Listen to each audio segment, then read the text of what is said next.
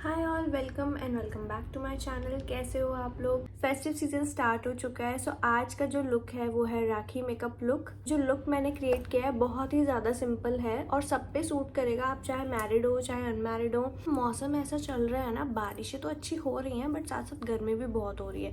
2 दिन बारिश आती है, अगले दिन गर्मी हो जाती है। और जिस दिन राखी होती है ना उस दिन तो बहुत ज्यादा ह्यूमिडिटी होती है। उस दिन मेकअप करना ना आफत लगता है। तो उसी को देखते हुए मैंने ये लुक क्रिएट किया है। बहुत ही ज्यादा सिंपल लुक है, फेस्टिव भी लग रहा है और सबसे बड़ी बात उस दिन आप कंफर्टेबल भी रहोगे।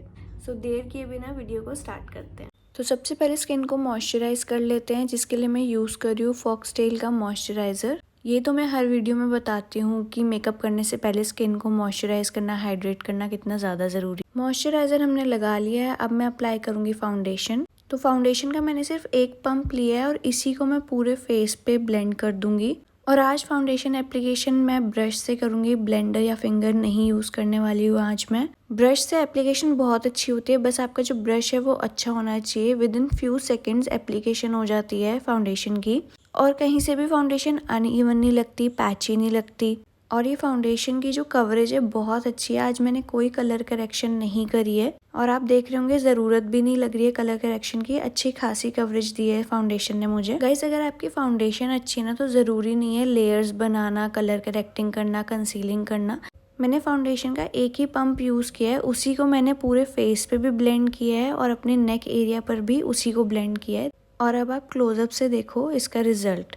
अंडर आई पर हल्की सी हाइलाइटिंग के लिए मैंने यूज किया है कंसीलर। अब इसी ब्रश से मैं अंडर आई हाइलाइटिंग भी कर लूंगी। जैसा कि मैंने कहा था राखी पर बहुत ह्यूमिड वेदर होता है, तो उसी को देखते हुए मैंने ये लुक क्रिएट किया है। बहुत ज्यादा मैंने लेयर्स नहीं लगाई हैं इसमें। अब हम करेंगे पाउडर एप्लीकेशन और किसी वजह से मेरी जो पाउडर एप्लीकेशन है वो रिकॉर्ड नहीं हो पाई। इस क्लिप से पहले मैंने पाउडर एप्लीकेशन कर ली थी और अब मैं अप्लाई कर रही हूँ ब्लश। और अब तक तो आप सबको पता लग गया होगा ब्लशर लगाना मुझे कितना ज्यादा पसंद है। मैं भर भर के ब्लशर लगाती हूँ। ब्लशर की जो ब्लेंडिंग है वो आप हमेशा अपवर्ड डायरेक्शन में करेंगे। कहीं पे भी ब्लशर में पैच नहीं बनना चाहिए। और ब्लशर भी लग चुका है इसी के साथ। तो फेस का जो मेकअप है डन हो गया है। अब हम करेंगे आईब्रो, आईज और लिप मेकअप। तो सबसे पहले स्पूली ब्रश से आईब्रो को क्लीन कर लेंगे। आईब्रो फिल करने से पहले आईब्रो क्लीन करना बहुत लोग स्किप कर देते हैं बट जरूर करना चाहिए। उससे आपको आईब्रो को शेपिंग देने में बहुत ज्यादा हेल्प मिलती है। और आप यही सोच रहे हो ना मेरी आईब्रो अनइवन है। सो मेरी इस आईब्रो पे ज्यादा हेयर है और इस आईब्रो पे कम हेयर है। आप देख रहे होंगे यहाँ पे हेयर ग्रोथ कम है थोड़ी सी आर्क एरिया पर, और वो मैं मेकअप से बैलेंस कर लेती हूँ। आईब्रो फिल करने के लिए मैं पेंसिल का यूज कर रही हूँ। ध्यान रहे जब भी आप आईब्रो फिल करेंगे तो इसी तरीके से स्ट्रोक्स बना के देन उसके बाद फिर से एक बार स्पूली से कॉम्ब करेंगे। इससे जो कलर है वो ब्लेंडेड लगेगा, कहीं पर भी ऐसा नहीं लगेगा कहीं लाइट है और कहीं डार्क है। यहाँ पे मेरा फोकस आर्क एरिया पे ज्यादा रहता है। यहाँ पे कलर फिल करके मैं फिर से कोम कर दूंगी। सो इसी के साथ हमारी आईब्रोज भी डन है। अब कर लेते हैं आई मेकअप। आई मेकअप के लिए मैं यूज कर रही हूँ लिपस्टिक। हाँ जी, आज मैंने एक ब्राउन लिपस्टिक यूज करी है आई पर बेस बनाने के लिए। सो इस तरह आप कोई भी लिपस्टिक यूज कर सकते हो, उसको अपने फिंगर से आपने ब्लेंड करना है। अब हम बिल्कुल थोड़ा सा ब्राउन कलर का आई शेडो लेंगे और उसको भी आईज पे ब्लेंड कर लेंगे। इससे जो शेडो होगा उसका कलर पॉप अप होके आएगा।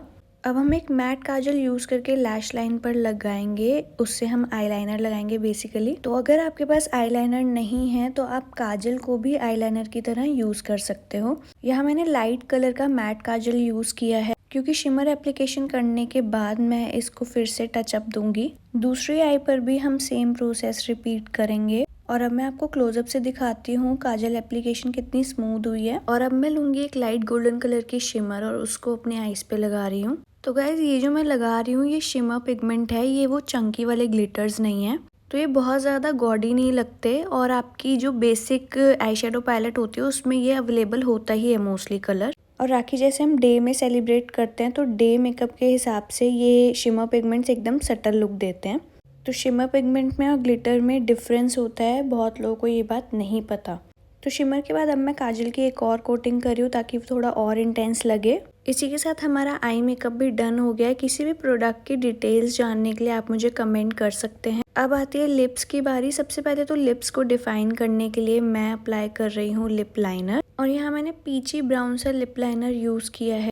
गाइज़ अगर आप चाहते हो मैं किसी स्पेसिफिक टॉपिक पे वीडियो बनाऊं तो आप मुझे कमेंट करके बता सकते हैं, मैं ज़रूर उस टॉपिक पे वीडियो बनाऊंगी। और लिप लाइनर लगा के मैंने फिंगर से ही उसको अंदर की तरफ हल्का सा स्मच कर दिया है। इससे क्या होता है ना, आपके लिप्स भी डिफाइन हो जाते हैं और जो लिप लाइनर है वो दिखता भी नहीं है। अब बारी आती है लिपस्टिक की। लिपस्टिक का जो शेड मैंने चूज़ किया है वो मेरे जो आउटफिट है उससे बिल्कुल मैच कर रहा है। और गाइज ये क्रीमी मैट लिपस्टिक है, ह्यूमिड वेदर के लिए एकदम परफेक्ट रहती है ये। और लिपस्टिक के साथ ही कंप्लीट हो गया है हमारा मेकअप।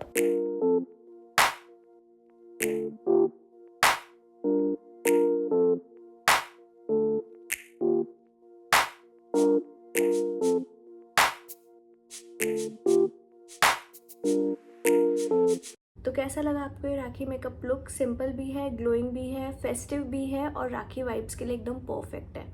वीडियो पसंद आई हो तो लाइक शेयर कमेंट ज़रूर करना और चैनल को सब्सक्राइब करना तो बिल्कुल मत भूलना। Till then happy Rakshabandhan to you and your sibling.